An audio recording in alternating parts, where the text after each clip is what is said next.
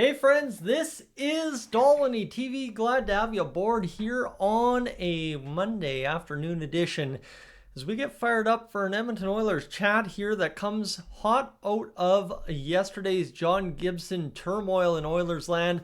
I don't know what it is about Oilers fans and John Gibson, but man, is there a sore spot there.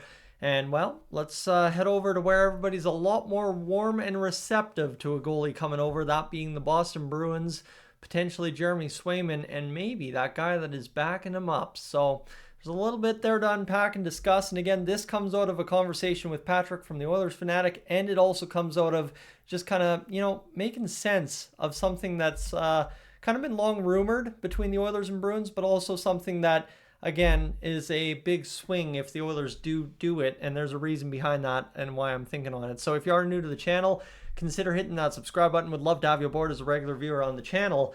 But again, when the Edmonton Oilers go looking for a top target goaltender, like maybe they are this summer, again, the Oilers are at least at the bare minimum, going out there and exploring the market, whether it be trade, free agency, and if you're really putting up a wish list of goaltenders to join the Oilers, you first off have to get rid of one of the two we have, if not both.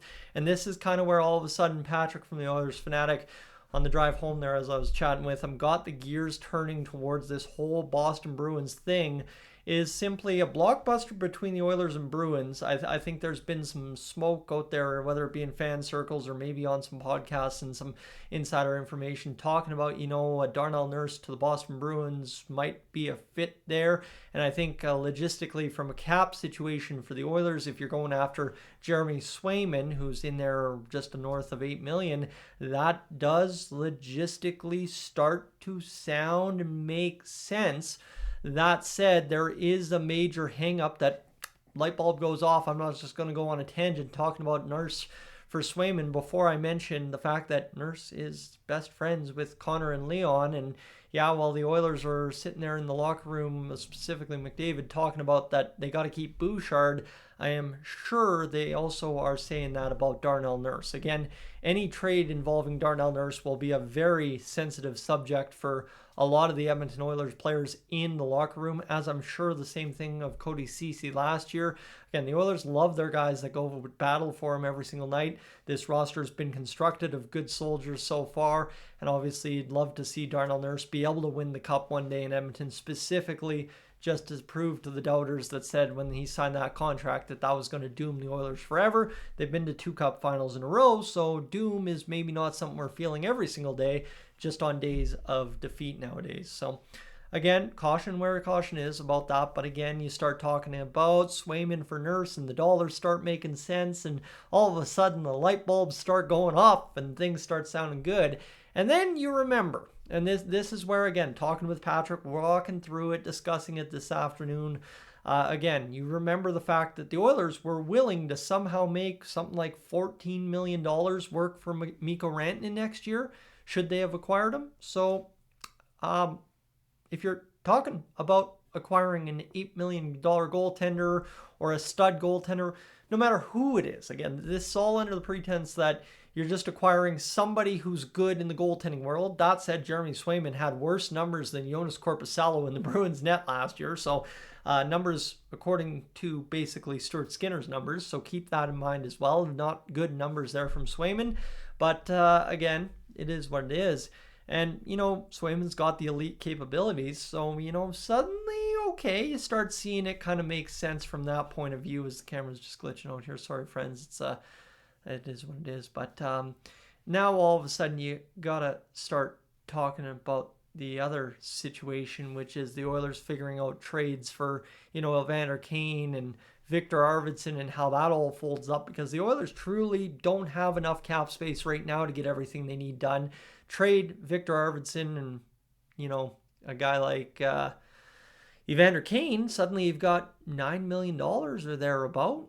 Things start getting a little bit easier if you're the Edmonton Oilers, especially if you start trading guys that are close dollar for dollar to fill other positions. And obviously, if you bring a goaltender in, you're moving at least $1 million out in that aspect. So now suddenly, okay, all right, we're talking Jeremy Swayman. That could make sense. It could work. It's a possibility. But how much does Boston want to get rid of their starter, and how much more do they trust Joonas Korpisalo to get the job done if that's the case? And that's where, okay, all right, now you're talking about Jake Allen. All right, Jake Allen's a free agent choice, probably the premier choice on the market this year, and probably the worst choice you could possibly make, because Patrick will probably have the same line for you, considering our notes come from the same conversation. Whoever signs Jake Allen is not going to get their money's worth. And that's not because Jake Allen's a bad goalie. It's just because he's the best goalie on the market available. And you know for certain if the Oilers signed one of those guys, which they did with Jack Campbell a few years ago, you get where I'm going, right? It's just, no, it's just not going to work. It's not going to happen. Jake Allen can be as much of a solution as he wants to be. His price tag, because his agent likely knows that that's the scenario, will be too high for the Oilers to get the performance out of him that you're paying for. So let's just avoid that altogether. And again, if you're talking, Jake Allen somewhere minimum 2.5 to all the way up to possibly 5, depending on term, Joonas Korpisalo becomes available for the same dollar amounts. So all of a sudden, if you're talking about, Jeremy Swayman, you might as well be looking at the Boston Bruins trading off pretty much anybody who's over the age of 30. And Joonas Korpisalo, that name starts to become appealing because his numbers were better than Swayman, just slightly last year. And that means his numbers were on par with Skinner and Pickard, which means, hey, why not? Why not? You get a veteran goalie who has similar numbers to the guys that aren't getting the job done now. Sounds like a win in Oilers land, at least on a bare minimum scale.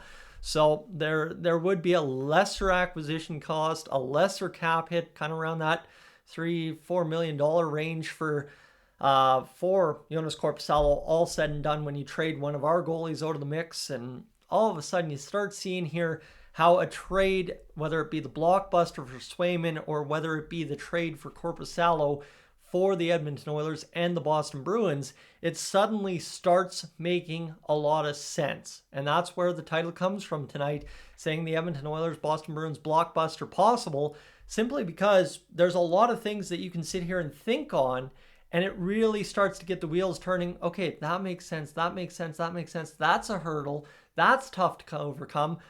But again, this is also two general managers working it out, and for the right price, anything is possible. The Oilers have some pieces I'm sure the Boston Bruins would be intrigued to get if you're talking about trading Darnell Nurse for Jeremy Swayman.